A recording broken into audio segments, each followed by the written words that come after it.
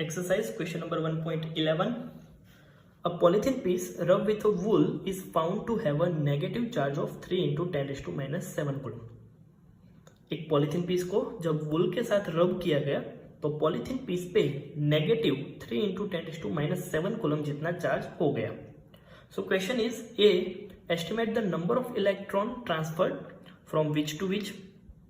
पहले तो हमें कितने इलेक्ट्रॉन ट्रांसफर हुए होंगे और कौन सी बॉडी से कौन सी बॉडी पे ट्रांसफर हुए होंगे वो हमें फाइंड करना है.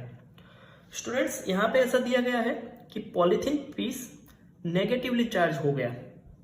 अब कोई भी बॉडी नेगेटिवली चार्ज होता है मतलब उसने इलेक्ट्रॉन गेन किए होंगे, तो सामने वुल ने इलेक्ट्रॉन लॉस किए होंगे. तो इलेक्ट्रॉन ट्रांसफर हुए होंगे वुल में से पॉलीथीन पीस पे.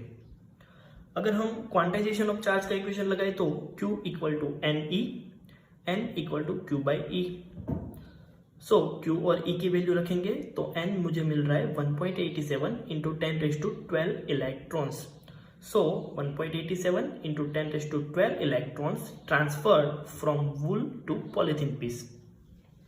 Second question B, is there a mass transfer mass from wool to polythene.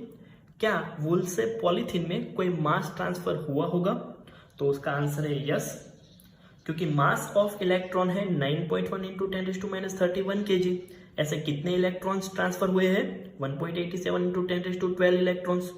So total mass transfer by electron from wool to polythene piece, capital M equal to mass of electron into number of electron. Mass of electron 9.1 into 10 raised to minus 31 kg and number of electron 1.87 into 10 raised to 12. So total mass M equal to 1.707 into 10 raised to minus 18 kg. तो इतना मास वुल पे से polythene में transfer हुआ होगा bye electrons.